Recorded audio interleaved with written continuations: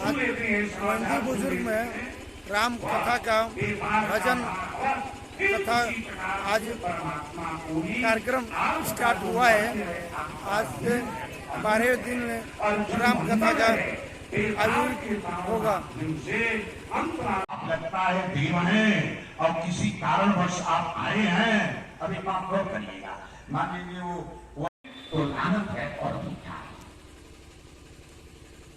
और करना तो ये अपना बंधु तो जो कौन है? बैल।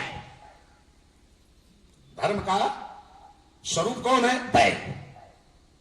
अब बैल के कितने पैर हैं? 4। क्योंकि धर्म की चर्चा है इसलिए पहले व्याख्या कर लो तो आगे बढ़ेंगे। धर्म, ये धर्ममय सभा है तो धर्म के स्वरूप क्या है? बैल। और उसका पैर कितना है? 4। यानी वो चारों धर्म का पैर है। और उस पर बैठता कौन है? महादेव। धर्म के ऊपर बैठने वाला महादेव। महादेव क्या है? करालम महाकाल अकालम कृपालम अगुणागाध संसार पादम न तो हम। करालम महाकाल क्या है? महाकाल है। और वह महाकाल बैल पर बैठते हैं। बैल क्या है? धर्म का स्वरूप है। जो हमारा आपका जो धर्म है वह स्वरूप बैल का है। तो वो बैल रूपी धर्म स्वरूप कैसे मिलेगा? तो 4 कर्म बताया गया। क्या है? बैल का आगे का दाहिना पैर क्या है?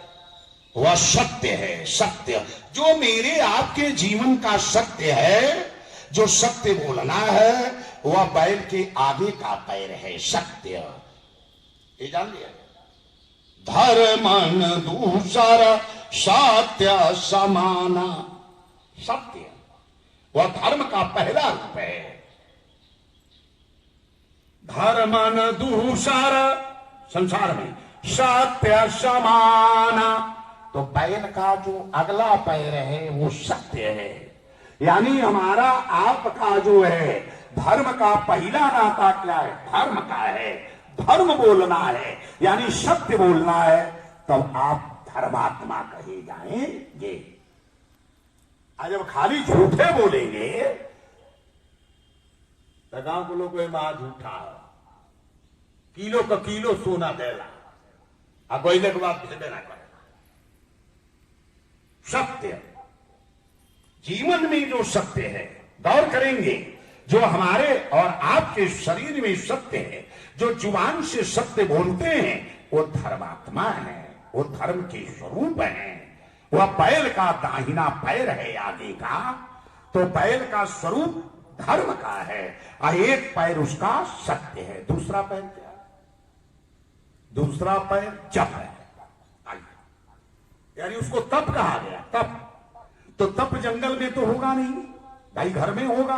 तो जो हम जप करते हैं, मंत्र जाप करते हैं, जो भी क्रिया करते हैं, पूजा पाठ करते हैं, सर झुकाते हैं, भगवान को कुछ न कुछ अर्पण करते हैं, कुछ दान उपदान करते हैं, तो क्या है प्रियात्मा बंधुओं? जो अपने घर में हम पूजा करते हैं, पाठ करते हैं, अगरबत्ती दिखाते हैं, जप करते हैं, वही आपका तप है। अब तप करने के लिए आपको जंगल में जाने की आवश्यकता नहीं है। वो राजा जाते हैं। चौथे पण नृप कानन जाहि। नृप कानन जा, हमको आपको नहीं लिखा गया ना कि चौथापन में जंगल जाए के बाद माला फेरे के बाद राजा जाते हैं। क्यों? तो राजा का लड़का राजा होता है। अब बाबूजी जंगल चले गए तो सारा व्यवस्था वहां 2 टंच भिजवा रहा है। तो राजा साहब जंगल में ना रही है 2 टन लड़का भेजता। तो लड़का भेजो चिराई लोग ठन गोपाल पहले बिना जय सीताराम हो गए। तो उसके लिए क्या कहा गया? राजा के लिए कहा गया जंगल में चौथे पण नृप कानन जाहि।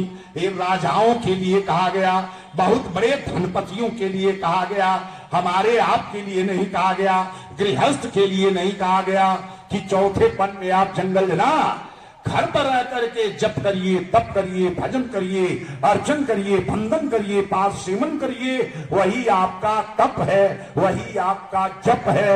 एक घड़ी आधो घड़ी अयाधो में पुनियाध, तुलसी संगति साधु की हरहि कोटि अपराध। जितना समय मिले घर पर कर लिया जाए, उसी का नाम तप है। अब वो धर्म का दूसरा पैर है।